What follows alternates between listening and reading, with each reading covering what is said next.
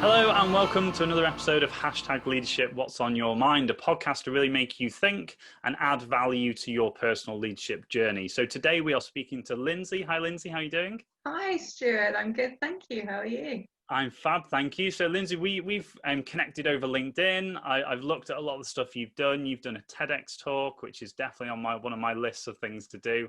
And I know about your research and the way you talk about what we're going to talk about today. So for those people who don't know you, as I press the 20-minute timer, and we know that we just talked about how quickly that goes, just introduce yourself to the people who don't know you. Yeah, okay. So I'm Lindsey Sharratt. I'm a high performance coach working with identity. I'm also an identity researcher, so I'm doing a PhD around identity and mental health. And essentially my area of interest is how identity affects the results that you get. I'm also a CMI Chartered Manager. I did years and years of consultancy in corporates, so in that I mentored, and during that time I was also interested in identity leadership and obviously how that affected the performance of teams. So Fab. identity is the theme through it all. Amazing. So even from that introduction, we were just laughing before saying about how we're going to cram this into 20 minutes. But we're going to do it, so don't worry. So we always start with asking about your personal leadership. So are you aware, whether it's conscious or on reflection, about where your leadership journey or awareness of leadership started?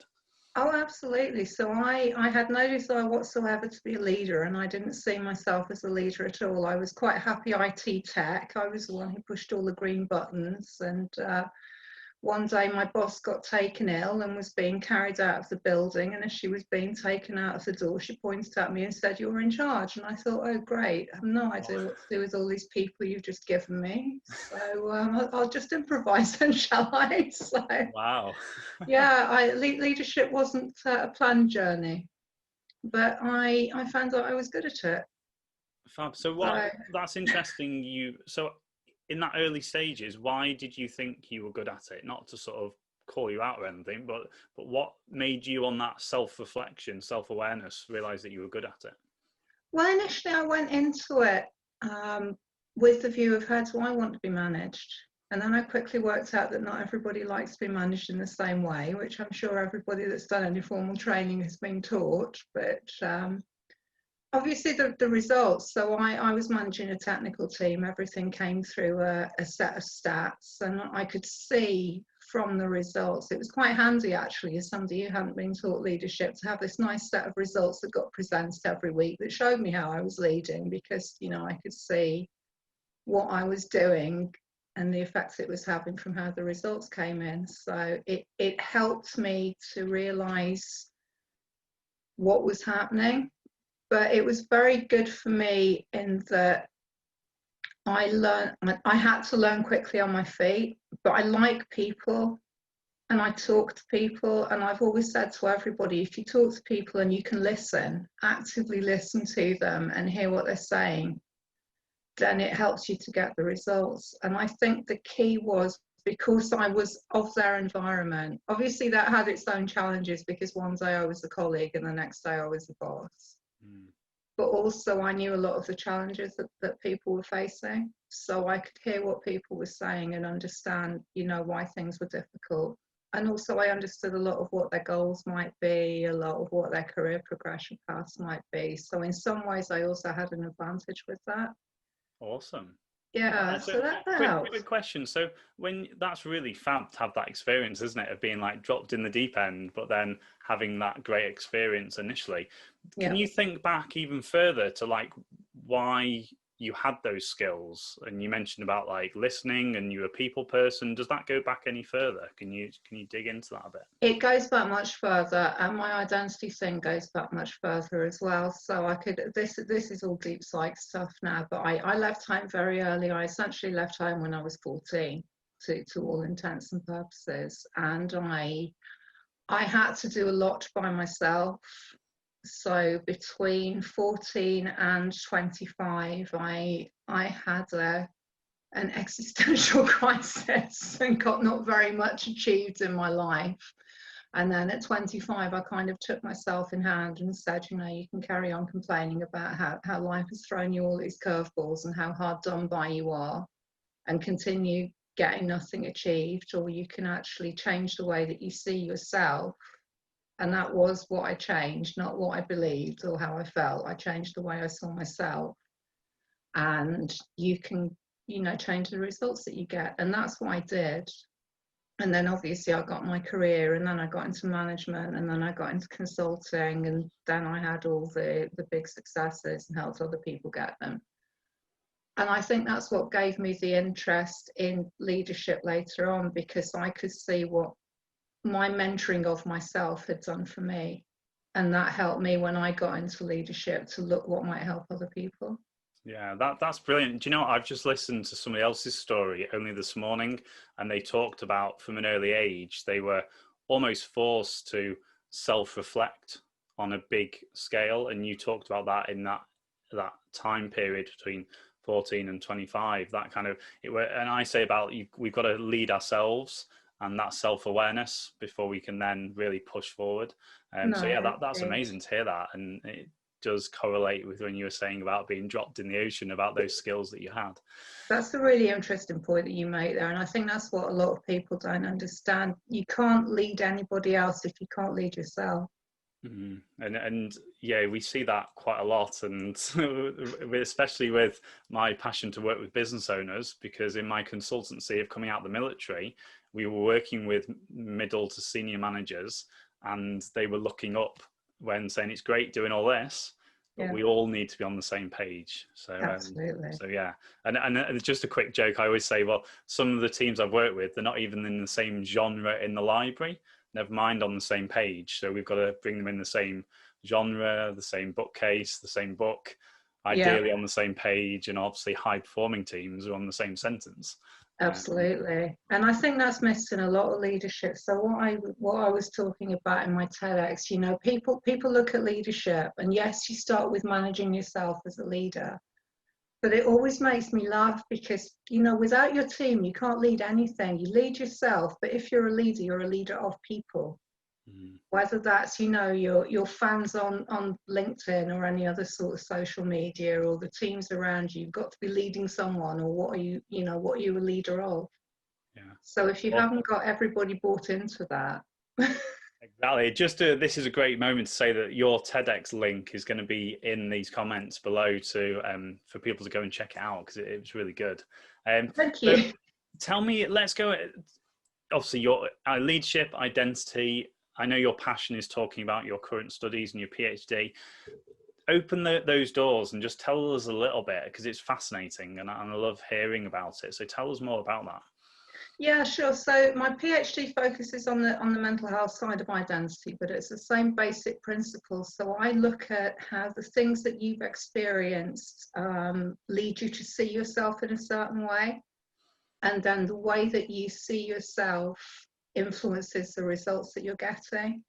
So identity influences beliefs, it influences emotions, it influences attitudes, and obviously all these things feed into your results. So I'm looking at it through memory, because obviously memory is how we make sense of ourselves. And we have self-defining memories, which are the memories that we refer back to when we're looking at how we see ourselves as a person. I'm looking at the things that are central in our lives. So things that are really important to us in how we define ourselves. So relationships, job roles, material things, academic achievements. I know your military background. I've done a lot of stuff with the military. Obviously, that's huge for a lot of people who've been in the military. It's such a big part of their lives. So it can be a problem when people come out of the military. I've seen that a lot. So all my PhD looks at essentially is how identity builds up, how it affects the results that you're getting, and how, when there's problems around that, we could maybe change the way that we intervene when people are having issues to better support them around identity to deal with the issues that they're having. Fantastic. As you were talking then, it kind of reminded me about some of the things that the concepts and the topics that I talk about, and I'd love to know your thoughts on this. So one of the things that I talked about this with a guest a couple of episodes ago, about the fact of lots of people in leadership are with all good intentions and they want the best for themselves and their people, but they're doing a lot of reading books. And how do we take that book off the page? And I talk about becoming authentic and not becoming a robot and not creating a robot environment. And I've had some great experience with clients where they've had that realization of they're trying to replicate rather than have that identity. So what are some of your perspectives and experiences in that? It's very, very difficult to learn leadership from a book. So for one thing, I always say to people, you get this, so leaders are born and not made. That is right. You can teach leadership. I've taught leadership. And I do yawn when people say, oh no, if you're not a born leader. This is all around this whole charismatic leadership stuff. You don't need to be, a great charmer to be a leader. But by the same token, everybody's different as a leader. All teams are different. You can't just read a book on, this is your ideal leadership skill, and then think, oh, I've read this book and I can go out and take that into the world and I'm a leader. It doesn't work like that, because you might not be the same as the person who wrote the book. Your team might be different. The environment you're working in might be different. And even the best leaders in the same business with the same team will find, situationally things change. So a leader in a business with the same team that's doing really well might find they completely have to change their style during something like COVID, because all of a sudden the challenges and the environment and the atmosphere are different. So no, by all means, read books, listen to people like us who talk about leadership all the time, but it's an ongoing learning experience. And you develop leadership by doing it and by listening to people and by learning from your own experience and from everybody around you. All the people around you teach you to be a leader. And they teach you better than any book.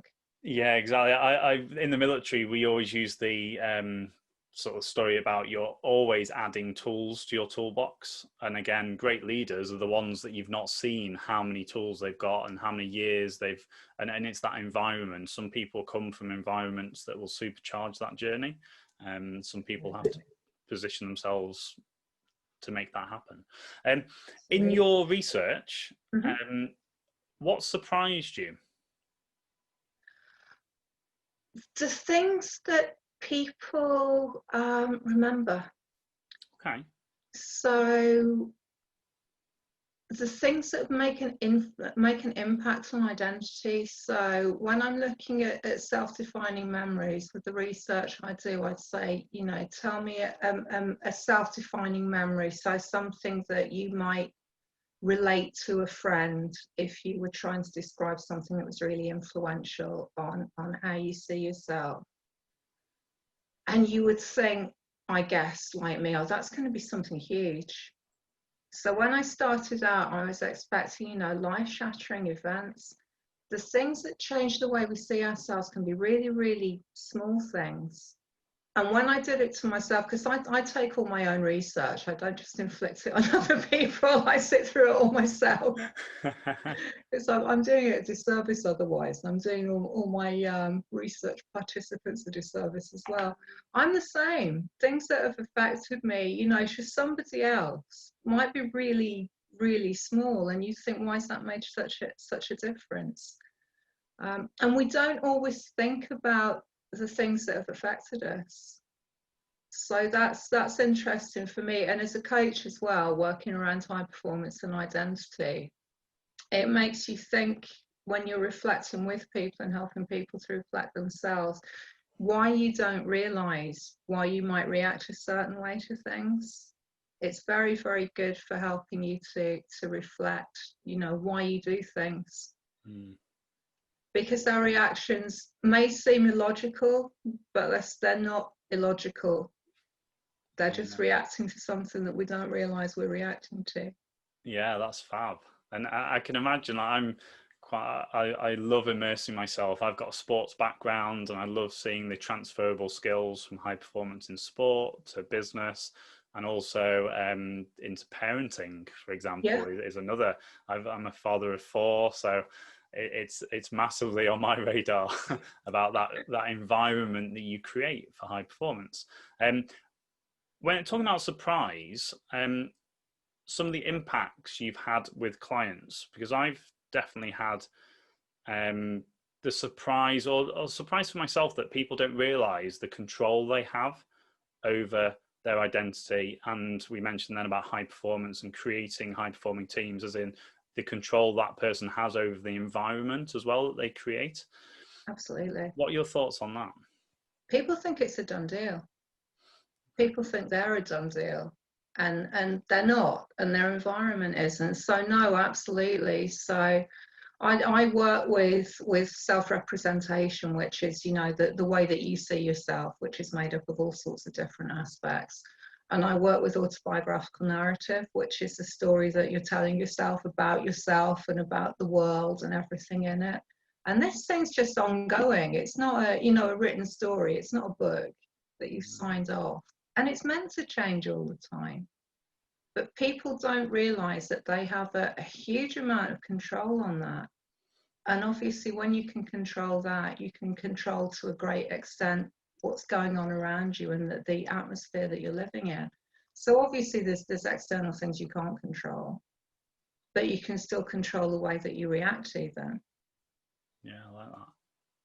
Good. So just quickly going back into your story, I always mention to people about, or ask people about, some of the challenges that we've had and some of the things that we've had to push outside our comfort zones. Because again, I've had a couple of people on the podcast, very privileged to have people come on and talk about failure and when things haven't gone well, or they've gone to that sliding door moment and had to get a grip of themselves and like, I've got to drive myself away from it. You had that in your backstory a little bit there as well. What sort of things have challenged you, and how have you sort of implemented leadership in self or others to overcome that? So one of the things I work with is self-sabotage. Around identity, there's a whole lot of things that I do. So imposter syndrome, procrastination, fear of failure, self-sabotage. Self-sabotage was mine. Some people have a lot. I just have self-sabotage, and I was very, very good at it. So I was meant to go to a very good uni straight from school. I had to drop out of school because I had to find somewhere to live. And I was sleeping on friends' sofas, so I didn't get to go to uni. When I finally got to go to uni, I self-sabotaged that and dropped out of it. So I finally got to go to uni and finish my degree when I was 40. Wow. So yeah, but at the time when I was in my 20s and I self-sabotaged that. I got quite a good career in accounting going, and I self-sabotaged that because it was boring. I had to come to terms with the fact that it was all right to be good at something and for everything to go okay, because in my narrative, the world was difficult, things went wrong, everything was unfair. And if everything was going all right, then I had nothing to complain about. And it didn't line up with who I was at all. So if I didn't have an opportunity to have a grievance,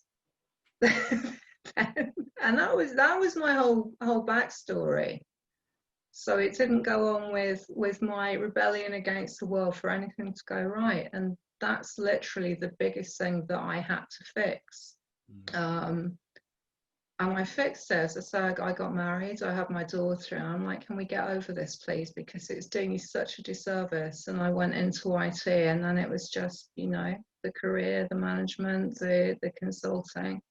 And I thought, oh, okay, so that was stupid to do that for all those years, then, really, wasn't it? So interesting. How much of that do you think was self-talk, to come out of that? I mean, so self-drive, self-talk, or was it external influences? 95%. Self. 95% self. Right. 5%.